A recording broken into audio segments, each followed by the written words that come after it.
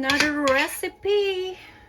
A leftover recipe. Gagawin nating masarap na sisig.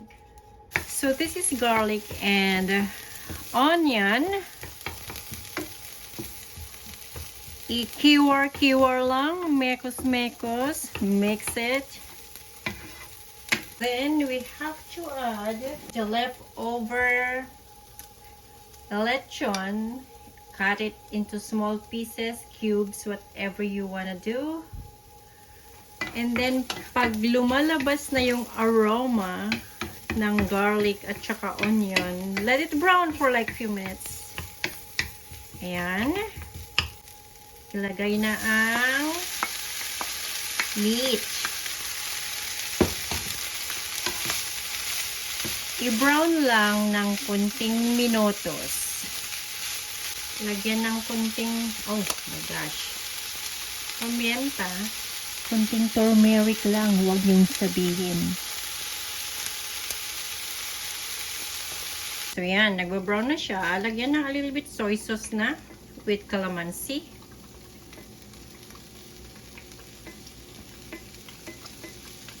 And then, lagyan ng calamansi or lemon.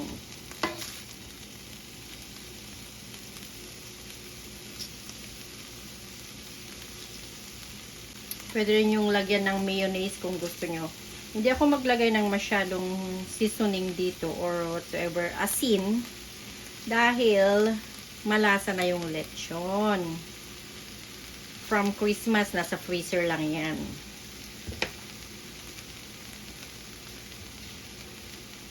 Then, ilagay yung fresh na onion. Igisa-gisa lang na ganyan. Huwag masyadong lutuin yung onion. Itappings ko na lang yung crunchy ng baboy pagkakain na. So, yan. So, patayin ko na ang apoy.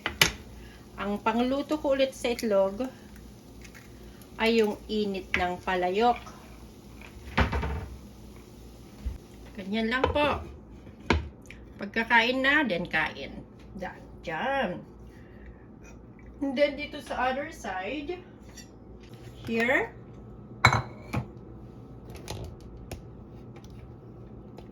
carrots, multicolor, turmeric. Hindi ko alam ang turmeric sa akin is anti-inflammation yan. Antioxidant. Maraming natutulungan na sakit. Kaya lahat ng mga kinakain ko, nilalagyan ko. Hindi naman yan napapansin ng mga anak ko. That's, anong tawag nitong nilagay ko tuloy? Paprika, pimienta, pepper,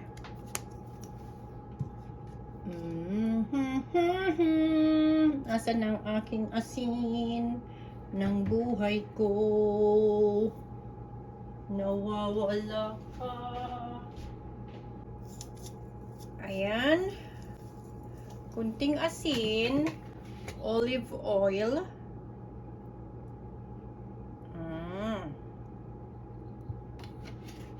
I-shake, shake, shake. Halo-haloin.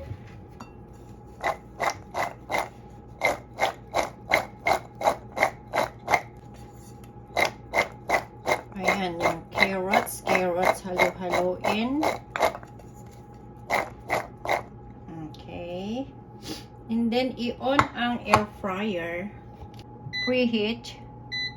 Pag na-preheat na ito, ilalagay yung carrots for like 15 minutes.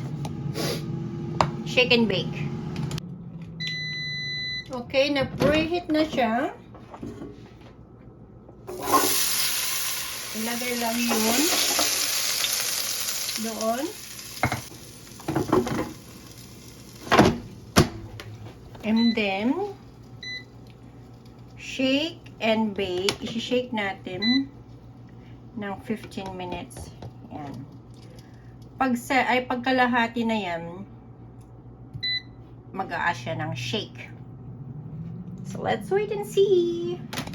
At dito sa kabila, ayan, luto na yung itlog. Ihalo ko na lang yung akin mamaya kasi ang mga kasama ko sa bahay, ayaw nila ng may halong egg.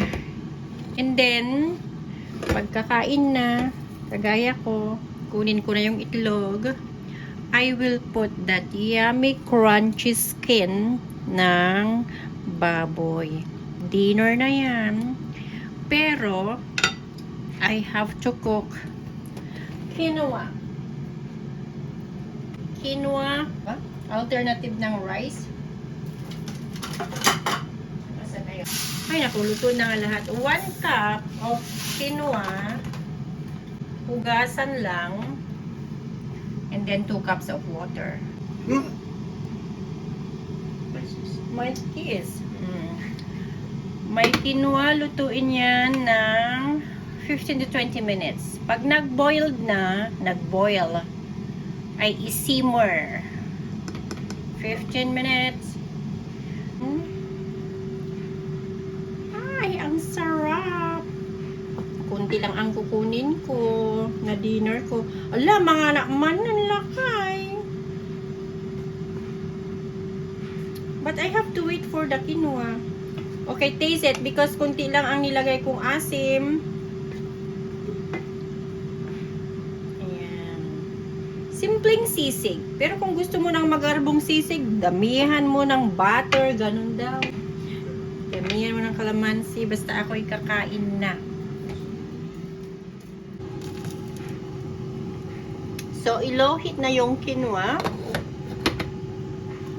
So, this is the outcome of the carrots. Now, we put a little bit only. Maple syrup. Ayan. So, kung gusto nyo ng healthy life, healthy living, ganitong kakainin ninyo. Alisin nyo ang rice. Tapos may itlog. Nilagay mo sana yung itlog nung ano, yung mainit na mainit pa siya. Ayaw nilang maimix. Kaya akin lang. Ganyan lang. Oo. Hindi ko alam kain ako ng kain. Hindi lang hindi maganda pag nandito sa bahay. Ayan. Sisig with egg, carrots, quinoa, apple. Imagine mo to, October pa. Hindi pa sira. Pero malambot na. A little bit. Tikman mo. Okay, that's it for today, my dinner. Thank you again for watching and see you next time. Bye-bye. See you next time and bye-bye. Hello. Hi.